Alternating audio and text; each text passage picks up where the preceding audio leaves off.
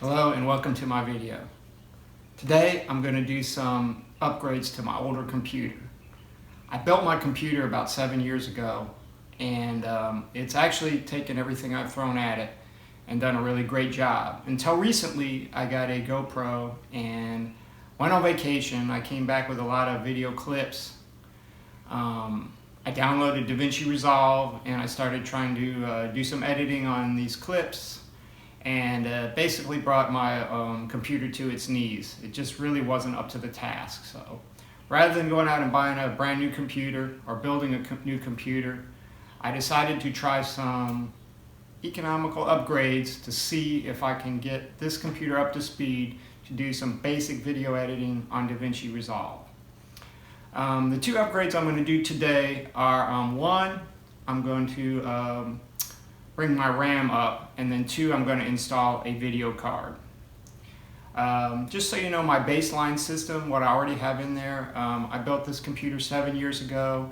The processor I used was the Intel i5 3570K. That was an unlocked Ivy Bridge processor. I currently have 8 gig of DDR3 in there. I've got a 128 gig PNY SSD.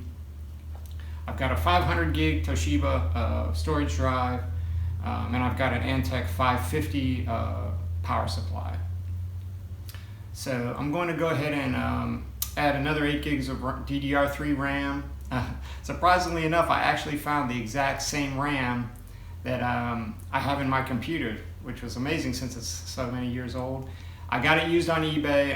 It's supposed to be in good working condition. So we're going to go from 8 to 16 gigs of RAM. And then the other thing I'm going to do is install this video card. This is the Randon RX 560. This particular card comes in different RAM configurations, but this one has 4 gig of DDR5 RAM. This is a low mid-level card. The price of this card varies from about $100 to $120.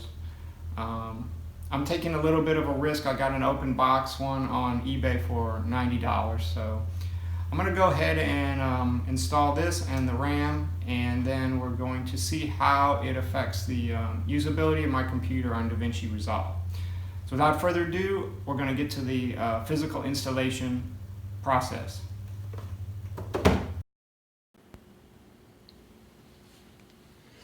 Okay guys, so now I'm inside the PC here. I've got it opened up. And just very briefly what I'm going to be doing, a lot of you guys have probably installed RAM, but you see I have 4 RAM slots right here. 2 of them are occupied, so we're going to use the other 2 slots with, again, the exact same RAM as I already have. The only thing with that, you just push it down and then these little clips are going to come into play. If it's in there all the way and you can clip these closed, I don't know if you can see what I'm doing here, then it's installed, and it should just be recognized by your PC once you reboot. And then on the video card, and this particular motherboard, I have 2 PCI slots, but if you have only one card, usually best to use the one closest to the heat sink. So hopefully it's going to fit in there. We're going to find out in a minute. The first step, I already removed one. You have to remove these little things on the back here. Let me remove one real quick. It's super easy.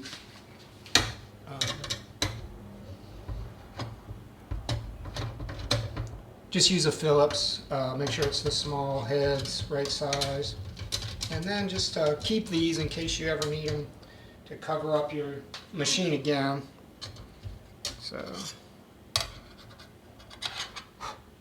now I've got 2 slots open here, and we'll see if this goes smoothly. I've got my video card. Now, one thing to be aware of when you're installing electronics is you don't want any shocks. That can mess up your electronics. Now, it's extremely humid here, so not a huge concern for me, but if you're in a drier climate especially, you're going to want to use a little wristband that connects to a piece of metal. I actually have one, but I'm not using it today. And that will protect your electronics. That will just kind of set it here. So trying to see how that looks as far as lining up.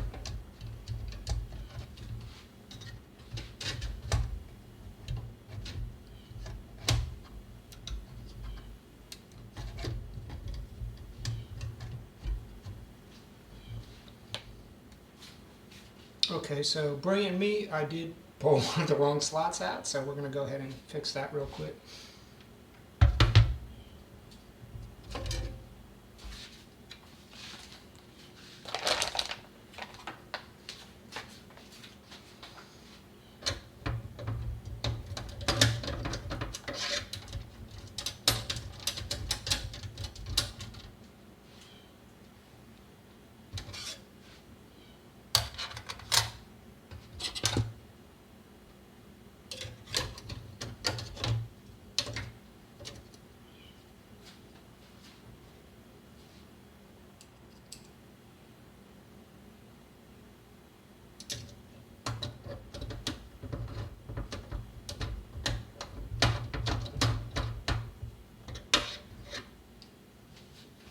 Okay, that was brilliant.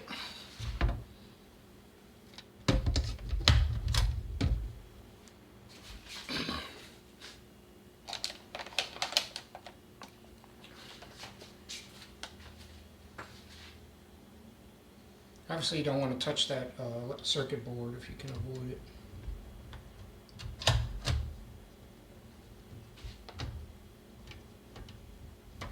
Yeah, kind of line everything up and then pop it down. Lock the clip in place. There's a little clip in the back. You just push it in and that secures the card.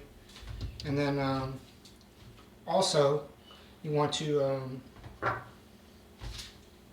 looks cool in the back. Okay, so also you want to go ahead and put the screws back in here. That's also going to be securing your video card.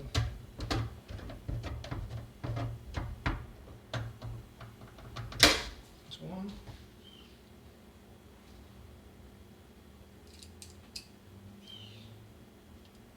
There's the second one.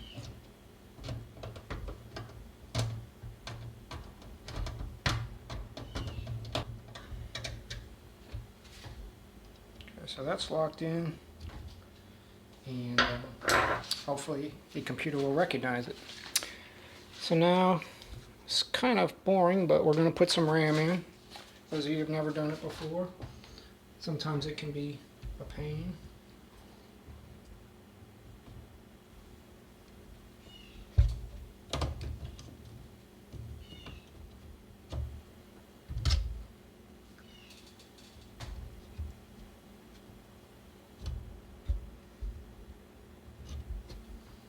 Yes, that seems to be pretty well in place.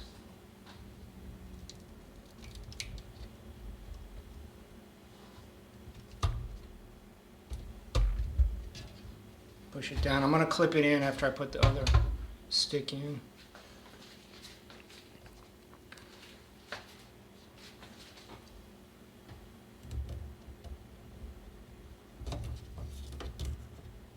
Just a little bit tight here, but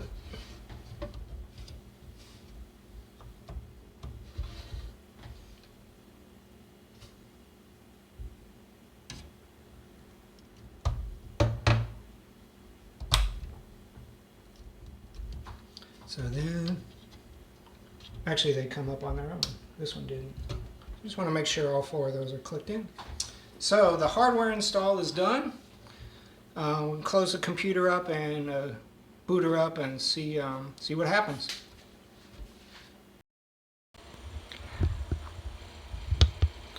Okay guys, real quick, I booted up the machine and one thing you need to do when you get a video card is make sure you have the drivers updated.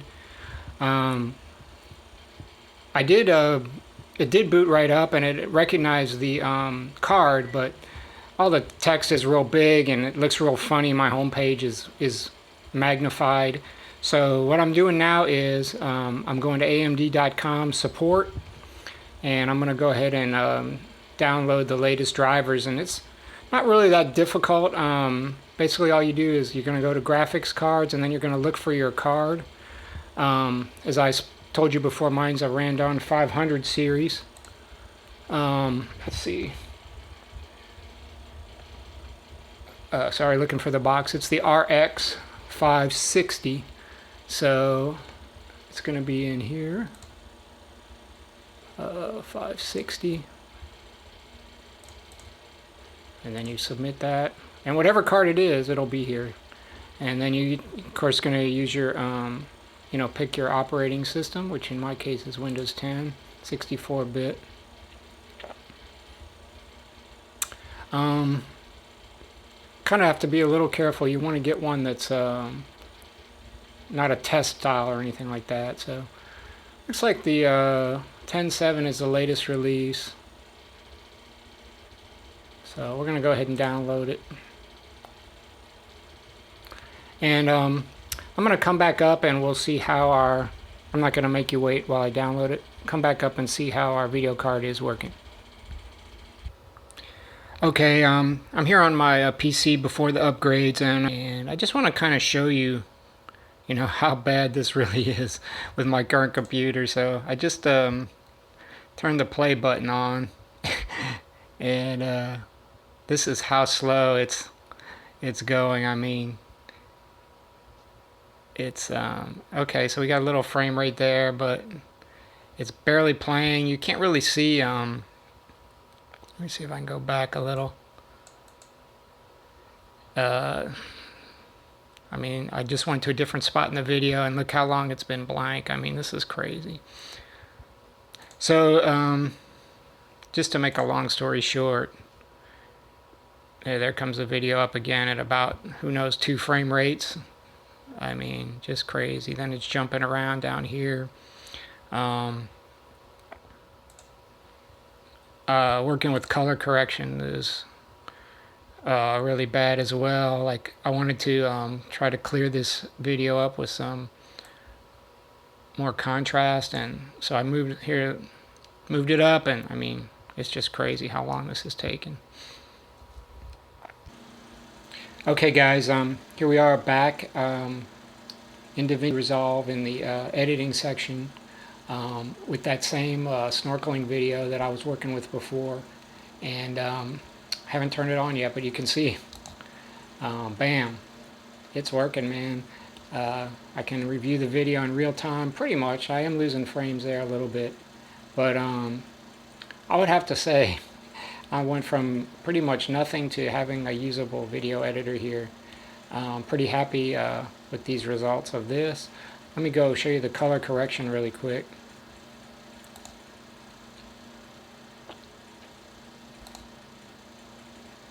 Especially underwater, color correction is kind of important. So, actually the color's not too bad. I did use a rose filter, but look. Here I can see adjustments in pretty much in real time. You know, I can lighten things up or bring this back into center or darken. So I can kind of work with the video to get it the way I want it. So, you know, this is just a couple things I've tested. I'm not an advanced video editor by any means, but I'm going to say I'm really happy. RAM and the video card has made Davinci Resolve usable on the 7-year-old PC. So might give some of you guys some ideas. Don't always trash your old PC. You can always upgrade some things, and gaming this would be great, although I'm not a big gamer. So anyway, thanks for watching, and I appreciate everyone checking it out.